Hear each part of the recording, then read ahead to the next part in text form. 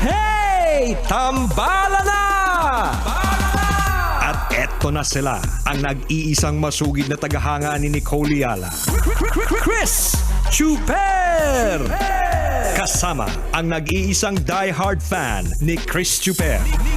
Nicole Yala! Mula sa Mahiwagang Burnay, ang kwento.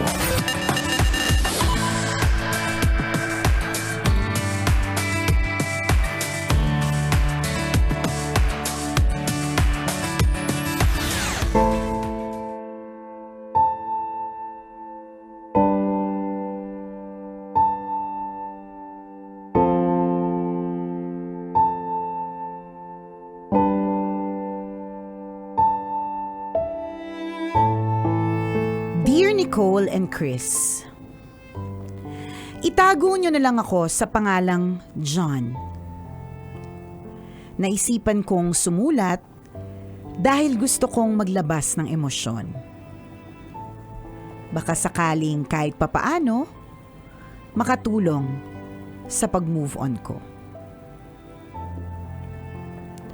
We met December 2012 through a common friend. After a year, we reconnected. Hindi ako naniniwala sa mahabang ligawan kaya diretso ko siyang tinanong kung pwede ko siyang maging girlfriend. Hesitant siya at first pero after a few minutes, she said yes. That same day, nagkita kami sa MOA. Ang dami ko nang napanood na sunsets, pero iba pala talaga kapag kasama mo yung taong gustong-gusto mo. Ang ganda-ganda niya. It took a lot of self-control para hindi ko siya halikan. After a while, na-realize ko na parang ang bilis ng mga pangyayari. Binigyan ko siya ng bracelet as a goodbye token, pero hindi siya bumitaw. We decided to work things out. May mga pagkakataong hindi kami nagkakaunawaan pero pag binabalikan ko, those were petty things. Nangingiti na lang ako kapag naalala ko. Alam kong seryoso na siya nang isinama niya ako sa kanila at ipinakilala sa mga magulang niya. Natakot ako sa papa niya pero ang cool pala. Simula noon, sumansama na ako sa yearly out of town nila. Parang miyembro na ako ng pamilya. Dahil plano ko talagang maging ama ng bata-bata pa, I got her pregnant in May 2015. Nagalit siya. Tapos nag-alala kasi walang heartbeat yung baby nung mga unang linggo. Kaya naman ang laki ng pasasalamat namin nang ipinanganak si Tristan ng malusog. When she became a mom, parang mas lalo siyang gumanda sa paningin ko. Nag-resign siya at dinoble ko ang kayod. Kahit wala kaming savings, nagpakasal kami sa simbahan, September of that year. Hindi naging madali ang buhay. May mga panahong kailangan naming isanla ang wedding rings namin para makaraos hanggang dumating ang araw ng sweldo. Ang dami naming utang. Buti na lang, na-promote ako after 10 months. Siya naman nakahanap ng home-based job. We moved to an empty 30-meter square unit and filled it with love and dreams. Ang dami naming plano. Feb this year, sumakit ang ulo niya. Akala ko naman pagod lang siya sa trabaho. Uminom siya ng paracetamol, pero nang hindi mawala, dinala ko siya sa ospital. Nako, partner, I can feel the tears coming. Nakakaloho ka. Oh, magpigil ka muna na. Sandali lang. Oh, detach ka muna. Hindi Okay. ako makadetach. Alam mo kung bakit? Sabi niya, viral encephalitis. Ay, nako! Hindi ako makadetach. Kasi naman, ang ganda ko pa naman dun eh. Isipin mo, gamitin mo ang anting-anting mo, suot mo ang malaking pinya. Kapit sa mga alahas. Ni Maya de la Rosa, huwag kang iyak. Mali yung suot mong alahas. Mali yun, dapat yung puso malaki. eh. Dapat yung pusong malaki. Anting-anting yun eh. Mali. Oo, pangontra. Pangontre. Teka lang. Kapit. Dahil 3 days siyang tulog, nakakatheter siya at kinabitan ng tubo para mapakain. She'd wake up briefly, pero she did not recognize me. Hay nako! Sakit naman sa kalooban.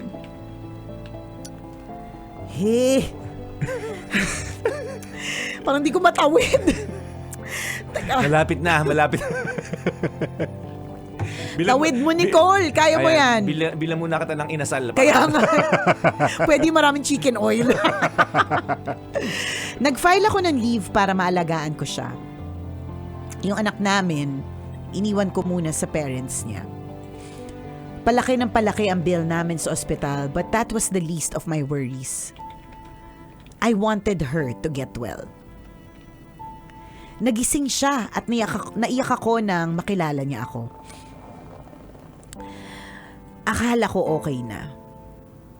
She was discharged from the hospital. Excited akong iuwi siya kasi ipapakita ko yung wooden gate na ginawa ni Papa. Binili din siya ng wheelchair. Tapos umuwi na din ang anak naming si Tristan sa amin.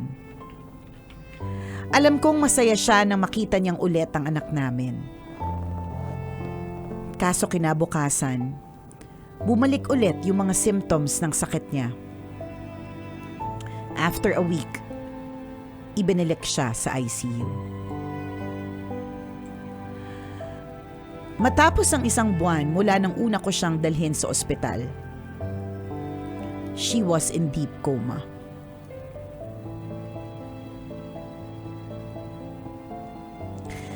March 17, 8 p.m. nang tuluyan siyang bawian ng buhay. Hindi pa ako handa pero ayoko na din siyang makitang nahihirapan.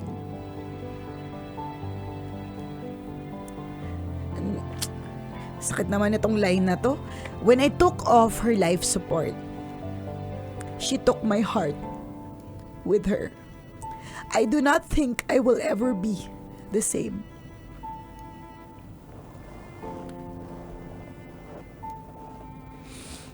Nasaan man siya ngayon, gusto kong magpasalamat sa 10 taong wagas niyang pagmamahal.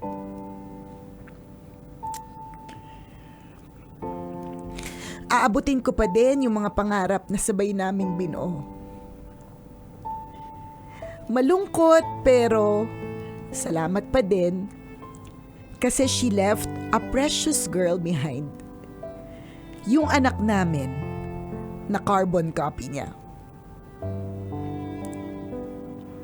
Salamat tambalan sa pagbasa ng sulat ko. Ang inyong tambalanista, John.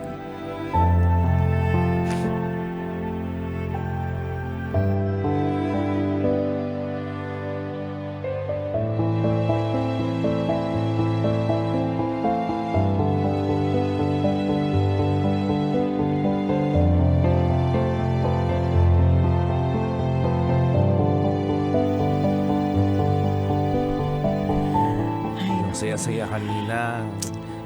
Yan eh. Yung halak-hak. Ano yan eh, partner eh. Karma to ng titillating films kasi kakasimba ko lang kanina.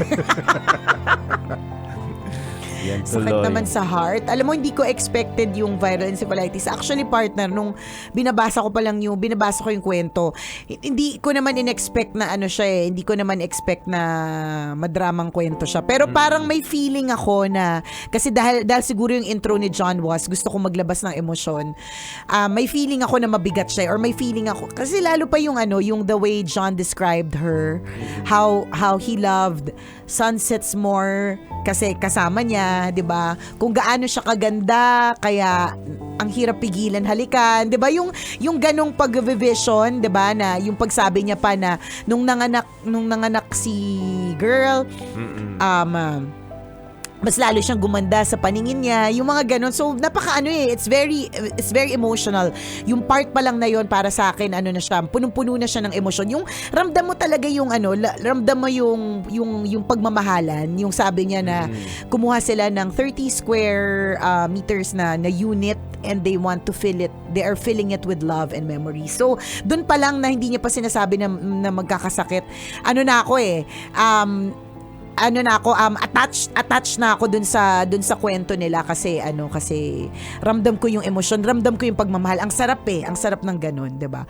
Tapos biglang bumanat ng viral encephalitis, 'di ba? So in case you missed it, in case hindi niyo po alam, my daughter survived viral meningoencephalitis. Ano ba yung brain yun eh?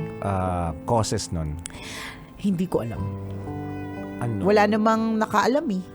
Viral kasi. Parang, teka, maiwasan to kasi Oo. ganyan. O, Alam hindi mo, ko kakainin partner, ito kasi ganun. Oo. Ay, dapat matulog ako ng ganito kasi ganun. Wala. Wala eh. Ganun. Para sa amin, isang malaking question, medically speaking kumbaga kami gets namin naintindihan namin kung bakit siya nangyari.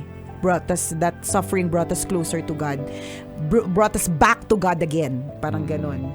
Naging dahilan kung bakit naging lay minister yung asawa ko, yung mga ganon. So, alam namin, and to share the story to the whole world that miracles do happen at totoo po ang Diyos. Yun, doon nakikita namin yung part na yun kung bakit siya nangyari sa amin. Pero medically, yung question mo kung ano ba yung cause, ang dami kasing test na nag-negative siya eh. Yung anak ko so hindi ko alam, hindi ko talaga alam.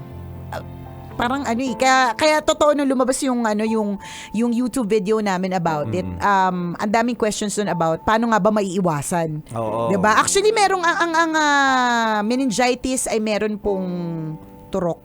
Kaya 'di ba sinasabi nila kahit na may vaccine hindi siya 100%. Yung sa anak ko is viral meningoencephalitis. So parang encephalitis na siya, may meningo pa, parang ganun. So kalat-kalat na.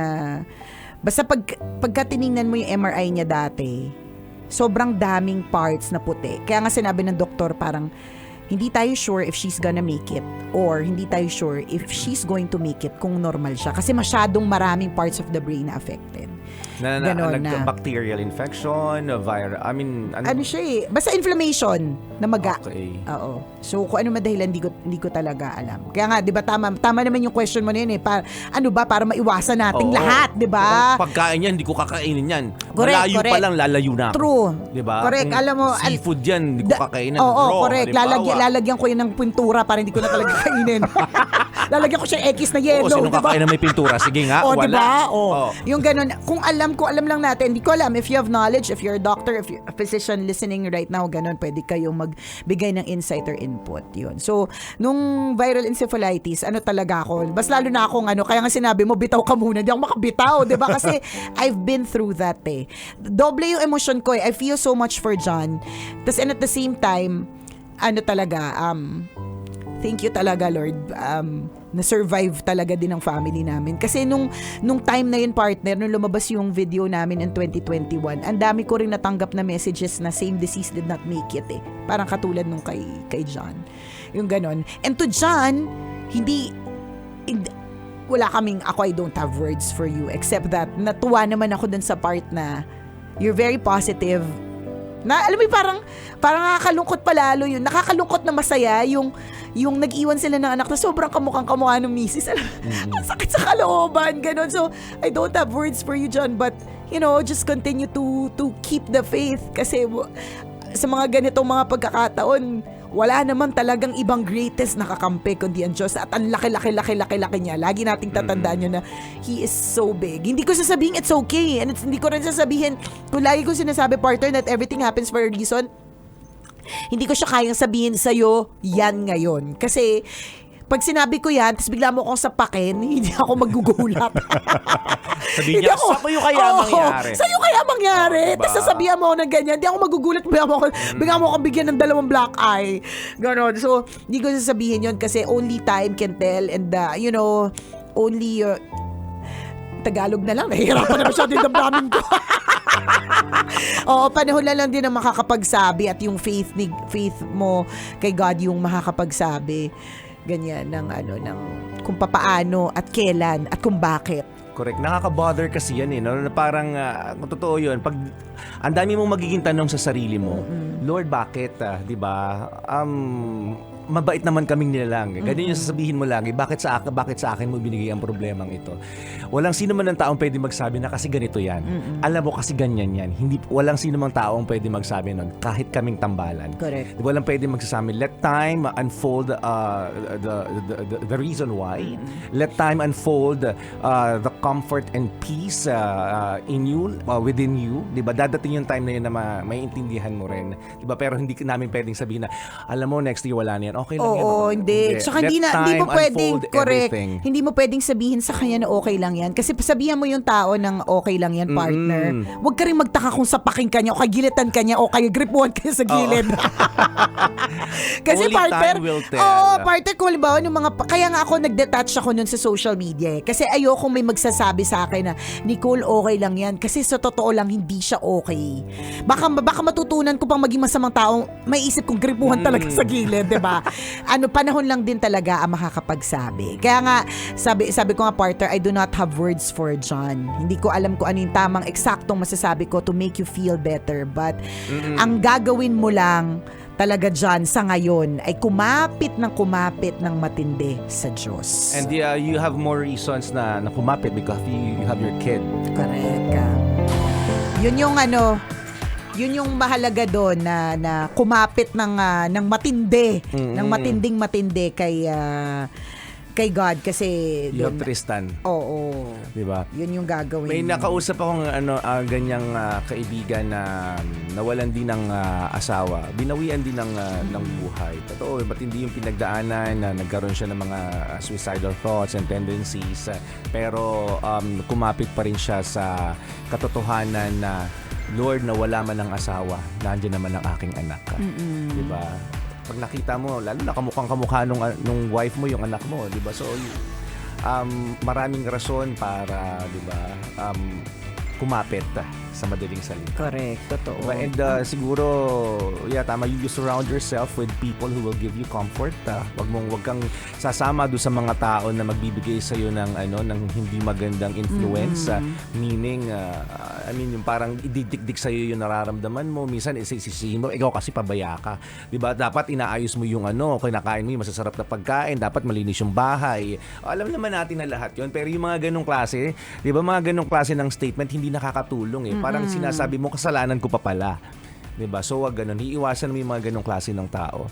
And we pray for your that God will give you more strength na malagpasan mo ang sitwasyong ito. Correct. Diba?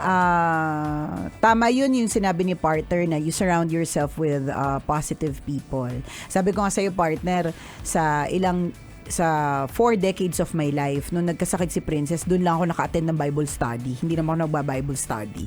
Alam mo yun, may makikilala kang mga tao who will bring you closer to God. So, yun, lagi nating sinasabi yun that sufferings are our direct link to God.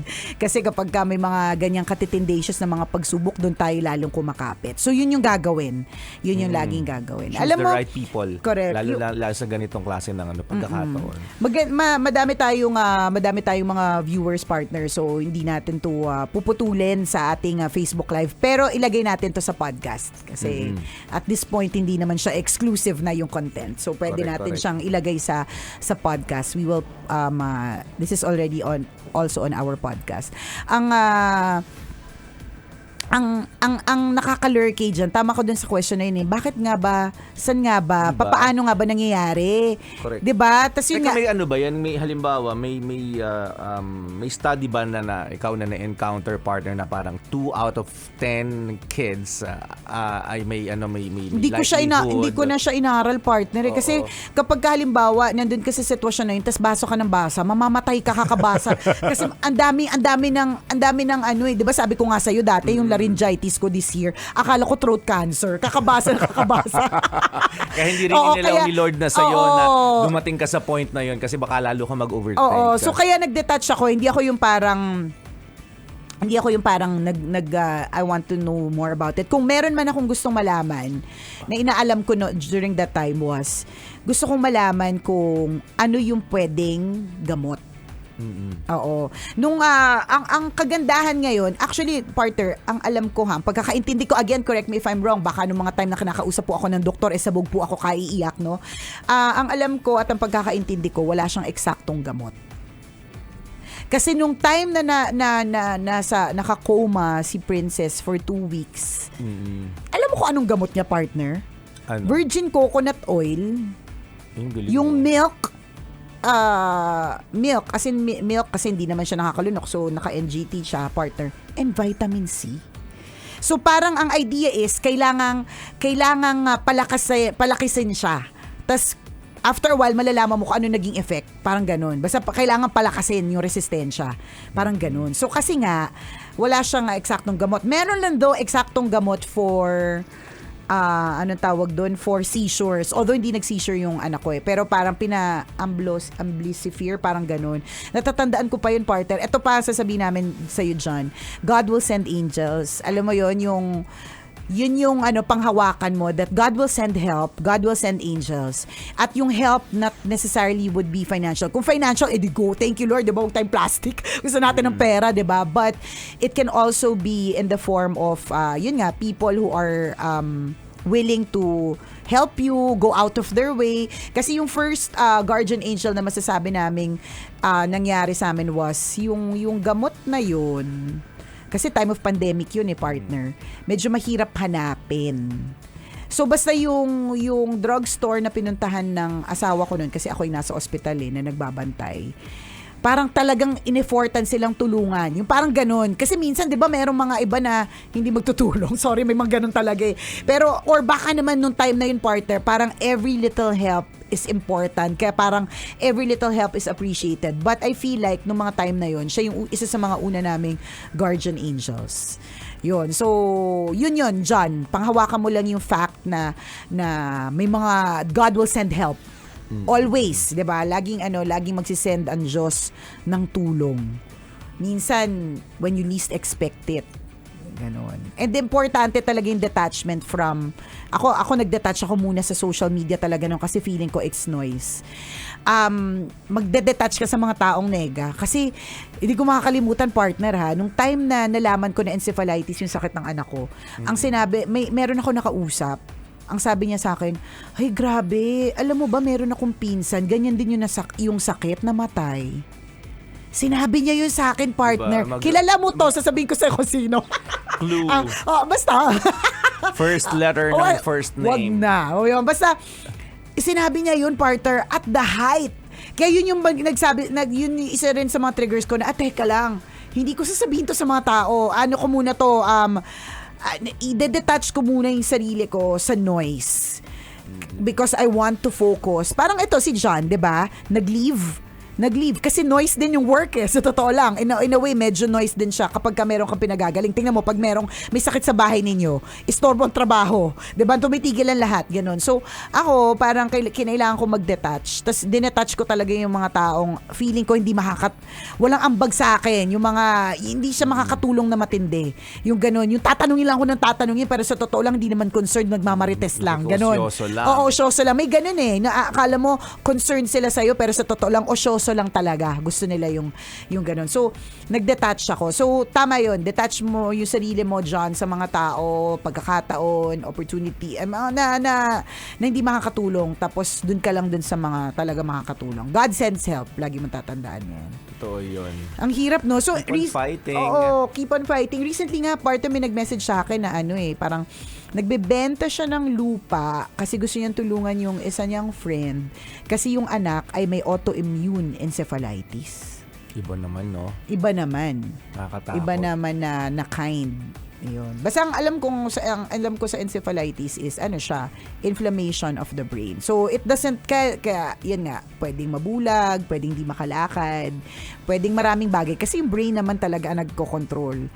Iba lang talaga yung ikaw nakabet, kinokontrol ka ng puso mo.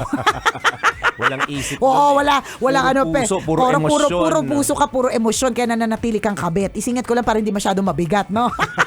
Pero sa totoo lang, the May brain, iba ng konti. correct, diba? The brain controls everything. Kaya kapag kaya yung tinamaan, talagang, maski naman mentally, diba?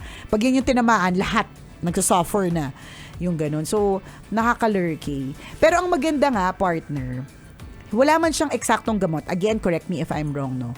But, merong mga close to it. Ang isa sa mga ginamit sa anak ko, kasi di ba yun nga tinanong mo ako kung ano bang nalaman mo tungkol sa NSF, 2 out of 3 ba? 1 out of 10, di ba? Yung mga ganon ang nagkakaroon, di ba? Kasi syempre, gets ko yan eh. Syempre, tatay ka, partner, ikaw din mismo, at ito, adult to, bisis na. So tayo din mismo, 'di ba? May tina-target ba na age to? Sinong kaya nga, 'di ba? Babae lang ba, lalaki? Correct, 'di ba? So hindi ko talaga knowing, 'di ba? Pero ang inalam ko nga is ano nga ba yung mga pwedeng maging cure. So sa ibang bansa, merong immunoglobulin, IVIG ang tawag.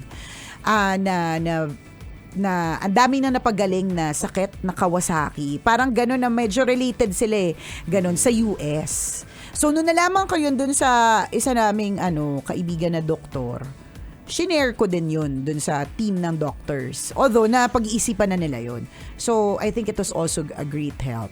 So maganda tayo dun sa minsan mag-focus tayo on the solutions versus the problem. Kasi kung i-focus natin kung ano ba to, ganyan, versus kung paano nga ba ito re-resolve, baka wala tayong magawa kapag ka nag-focus tayo sa problema. So, ang importante, mag-focus tayo dun sa solution.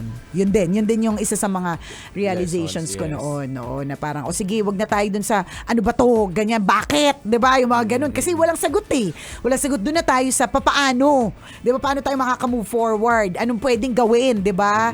And totoo yung sinasabi nitong si John na pag ganito na pala, hindi mo na concern yung ang laki-laki na ng bill mo pero ang importante gumaling. Bahala na si Lord kung anong ibentang parte ng katawan, dalawa naman ng kidney, 'di ba? Basta ang importante gumaling. Yun. Correct ka. At health is wealth. Totoo pala talaga. Kahit gaano ka kayaman kung meron kang sakit, kung kukunin ka na maaga, di ba? Wali lang din ang lahat. Sa isang iglap, posibleng mawala lahat. Ako may kakilala recently lang. Sobrang okay yung buhay. Talagang maayos, nakaluluwag-luwag sa madaling salita. And recently, na-confine sa hospital kasi nagkaroon daw ng tubig ang baga. And ganyan, sobrang payat na niya. Yung legs niya, partner, braso na lang niya. Kung gaano kalit yung braso. Ano ulit, partner? Nagkatubig yung baga. Tubig yung baga. Oo. Dahil, paano nagkakatubig yung baga? Nagkaka-vape naman. Oh. Yun yung sabi ng doktor, kaka-vape pa. Yun yung naging cause. Medyo mabisyo din, hindi naalagaan yung kalusugan.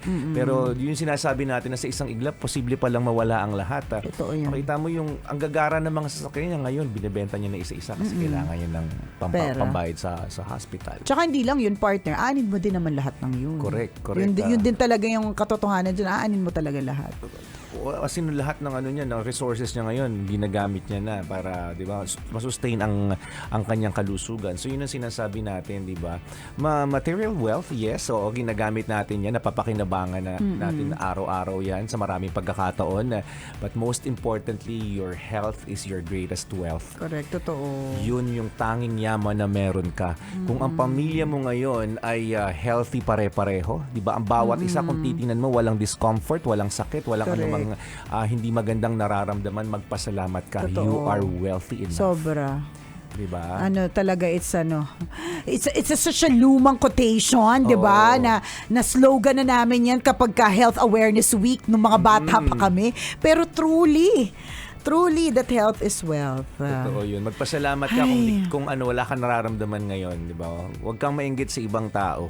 Kasi Iba naman yung laban iba yung nila eh. laban Hindi nila. mo, yun yung lagi namin sinasabi na parang sometimes naiinggit tayo dun sa mga taong bakit sobrang well-off nila, parang wala silang problema in terms of financial, di ba? Pero meron silang problema, meron silang laban na hindi mo din alam. Ang sinasabi lang Ganon. natin dito, the fact na ma-realize mo na kayo ay pare-parehong ligtas, healthy, di ba? Walang hindi magandang nararamdaman. Correct. Ano ka? That's a blessing. Yes, mayaman ka in that aspect. True. And then that's a reason to be happy today. Yes. 'Di ba? Ano lang tayo, one day at a time. Sabi nga ni Porter, pinaalala niya, no, na sa isang iglap pwedeng mawala ang lahat. Totoo 'yun, na pwedeng mawala talaga ang lahat sa isang iglap. Kaya today is all we have. Yes. So, let us enjoy this day, value this day, thank the Lord for this day, 'di ba? Live it to the fullest because today is all we have. 'Di ba? God, hopefully, mga kabisyo, sama-sama tayo ulit lahat bukas. Yun naman ang prayer natin na magtagal tayo. Pero papaano kung hindi? So, ibig sabihin, today, this moment is all we have. So, don't spend it ng nalalurke, nasa stress, nagpapanik. Chill ka lang. And dun sa mga katulad ni John, na medyo matindi yung pinagdadaanan, we pray that you'll be able to survive this. Yes. To make Kapit this. ka lang, Kapit lang, John. And we thank you for sharing your story. Ano kami na antig ang aming puso. Yung isa nga partner, sa sobrang antig ng puso niya, nag-send ng stars. Alam niyo po, meron din po kaming GCash number. Pwede din po bang dun kayo mag-send? Yan, kung naantig ang puso nyo, mas maganda Oo, doon. yan, Mas oo. yan, kumbaga, mas makakatulong sa mga, Mas sa mga nangangailangan. correct, 'di ba? Ang Hindi, daming napakaganda ng realization iniwan ng kwento mo sa amin, John. correct. Totoo yun, no? Generally speaking, ngayon namin na-realize na napakahalaga talaga ng kalusugan. Though, alam naman natin lahat yan. Kaya lang, ngayon na-instill ulit eh. Naglilinger sa isip namin yung salitang health is wealth. Totoo. Diba na nagpapasalamat kami ngayon kung healthy kami. Lahat ng nakikinig ngayon, lahat ng nanonood ngayon. Na okay kayo. Kung okay kayo, di ba, magpasalamat kayo kasi napakagandang blessing yan. At kung okay kayo, alagaan mo yung kalusugan na yan. Correct. Di ba? Huwag mo nga abusuhin ang sarili mo, huwag mo nga abusuhin ang katawan mo. Isa lang Kasi ang katawan pag binigay natin. yan, wala nang kapalit yan. Totoo, walang kapalit. Diba? Ito po yung isa ding pagpapaalala po sa ating lahat na habang meron po tayo mga pambili na mga mamahaling mga gadgets, 'di ba? Gusto natin laging up to date yung ating mga gadgets, up to date yung ating mga gamit, 'di ba? Ang tanong, up to date din ba yung iyong health plan, health Yan, insurance, health health insurance. card, yung mga ganyan. Yan ay isang dapat na itanong. Itanong sa'yo. Kailangan natin yan. Kailangan talaga natin yan, promise. Ako, partner, uulitin ko, maarte man ako, pero bago ang lahat ng mga kaartehan, ini-ensure muna namin na nabudgetan na namin yung para sa health insurance. Every year, bago ang lahat ng mga kaartehan, kailangan meron ng pambayad sa ganun. Kasi uulitin ko, mga kabisyo, uubusin ka niyan. Tingnan mo, may mga nagbebenta na ng lupa, yung kwento ni partner, nagbebenta ng kotse. Diba? Ang daming naluha, partner. Oo, daming naantig ang puso. Sabi ni Margie Batis lang, my son is a Kawasaki survivor also. Bagyo talaga yung Kawasaki disease na yan, pero survivor. Ako, partner, sabi ko nga sa'yo, two-pronged yung aking yung emosyon. Very emotional kasi talaga yung love story nila na naputol. 'Di ba yung sinabi ni John na when they took out her life support, she took my heart with her. Grabe, ang sakit nun eh. Tapos yung pangalawa, nangyari din kasi sa anak ko, pero she survived. So parang isa itong pagpapaalala ng attitude of gratitude. Na isa itong pagpapaalala na God loves us. 'Di ba? Mahal ka ng Diyos, so don't worry. Kalma ka lang. Ay, nakakaloka. Bigat. Ang aking ninang ate ganda, Dory Lustado, ay nakarelate din sa topic. Ay, Sabi talaga, Nina. nakarelate ako dyan sa story for today. My son, 7 days old, had an open heart surgery. Oh. Yung pinsan ko, kakapangan lang. Nasa hospital pa yun. Isipin mo, para buksan yung dibdib mo. 7 days old ka Grabe. pa Nasa na si bebe? Nandun, kasama na sa Canada. Oh, Okay diba? naman. Canadian na. Living a normal Living a normal life. As if, Yes. diba, hindi nag-open heart when he was 7? 7 days old. Yes. Ang liit-liit. Pag sisiw ka pa lang nun eh. Iniilawan ka pa dapat nun eh, di ba? Oo. Pero para buksan ang katawan mo, di ba? Para buksan ang puso mo. Correct. Artificial heart yun, no? Tama ba? Ang meron siya? I'm not sure. Tama ba? Ninang Ate Dory Ganda. Artificial heart. Meron akong classmate partner. Ang tawag namin sa kanya Iron Man. Kasi? Di baterya yung puso. May chip. Alam mo, parang literal yung relo ng baterya ng relo na malalaki. Ganon. Yung bilog na flat. Kailangan hindi yun mawala ng charge. Oo. Tama. May ganun. Yun yung nagpapaandar. Pag tumigil yun, titigil din ang tibok ng puso niya. May mga ganun, no? Nakakatakot. Diba? May mga ganun. Kaya nga, ikaw na na healthy ang heart, diba? Ipagpasalamat mo yan. Totoo yun. Sabi naman ni Sheila Vasco, sobrang naiyak ako sa story kasi we had the same experience noong December 24, 2016 when my 2-year-old niece had the same illness, viral encephalitis. We welcomed the holidays in the hospital and we are also grateful that she survived. 1 month din sa ospital. Sobrang naging strong palalo ang faith namin kay God kasi mas pinagbuklod niya kami buong family. Now, my niece, 9 years old and very healthy. She is our little warrior.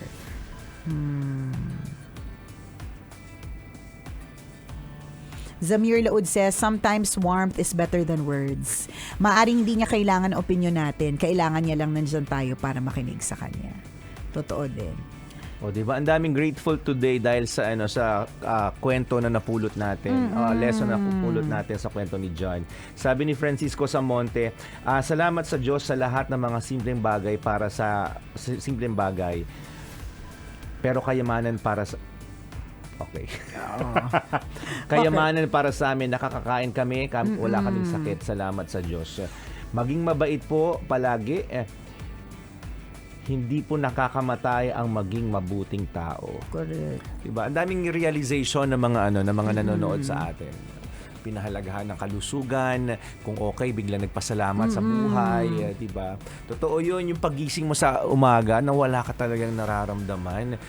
You are so blessed. Blessing po yun. Totoo yun. At nakakasaya yun, nakakaganda ng araw yun na ma-realize mo, blessed ako dahil healthy ako. Maraming salamat. Meron pang mga nakatutok sa atin sa LRT na pinagtitinginan na ngayon kasi kasi naiyak. Sabi niya, Diyos ko, nasa LRT pa naman ako. Bakit daw tayo nagpapaiyak? Itong si John nagpapaiyak eh. Meron ding hindi na kontento sa speaker, nanood na ng live. Gayan. Ay, nako. Si Liz Angustia yun eh. Nagtitinginan daw yung mga tao sa kanya sa train. Aww. Ay. Stay strong doon sa mga may pinagdadaanan. Diba? Kaya po natin to. Ito po yung sinasabi po natin Kapit lang tayo. Oo, akala po natin ay imposible pero posible. Yun po yung lagi nating tatandaan na posible ang akala nating imposible. Kasi minsan iniisip natin parang imposible na siyang gumaling, imposible na talaga, hindi. Nakwento ko na dati, ulitin ko to ha. Noong time na nagkasakit si Princess, sinabi ko, nag-limit pa ako sa Diyos eh. Sinabi ko sa Diyos, Lord, kahit na balik mo lang. Kasi nga, di ba sabi ng doktor, hindi natin alam kung magiging normal siya eh. So, kumbaga para sa akin, pagalingin mo lang, di ba, buhayin mo lang, kahit na alagaan ko na lang. Parang ganun yung nasa utak ko. Pero hindi, ang turo sa amin is, syempre di mo ililimit. Kung magdadasal kang, idadasal mo, bumalik siya ng buo. Di ba, na ibalik niya sa'yo. Yung ganun. So, akala mo lang imposible, pero posible. Ngayon, kung halimbawa, at tulad nung kay John, kinuha, yung mga ganun. Again, it's not for us to say that it's okay. At ano sabi ni partner? Only time will tell. Only time will unfold the reason. Why. Comfort and peace. Bakit kailangan mangyari ang mga bagay-bagay na to. Salamat, John, for sharing your story with us. At again, sa lahat ng mga kabisya natin, kung gusto nyo pong mag-share ng inyong kwento, pwede po kayong mag-send. Email nyo lang po kami. Malay nyo po, kwento nyo na yung mabanggit po namin or makwento namin sa ating podcast. Send your stories at mahiwagangburnaystory@gmail.com. Malay mo, kwento mo na ang ating pag-uusapan sa mga susunod na araw. Kaya send mo na yan, kabisyo. Muli ako po si Nicole Yala. At ako naman si Cambio kay Chris Chuper. Na nagpapaalala, una magdasal ka para mabuhay ka, pangalawa mag-toothbrush ka para mabuhay naman iba. Yun!